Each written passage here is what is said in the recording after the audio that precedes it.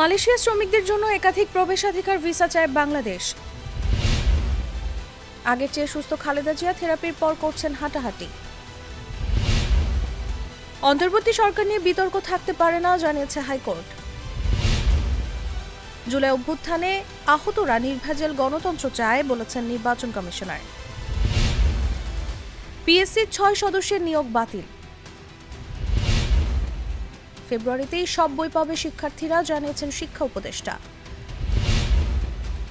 বাজারে চাপ কমলে স্থিতিশীল হয়ে আসবে চালের দাম, জানিয়েছেন খাদ্য উপদেষ্টা।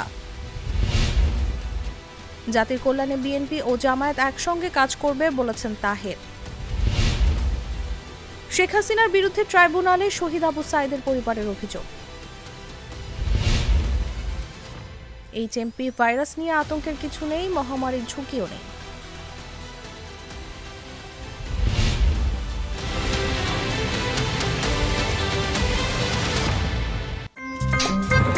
আমার একটা স্মার্ট সিদ্ধান্তে 25% গ্যাসের খরচ কমেছে। ভাবছেন কিভাবে?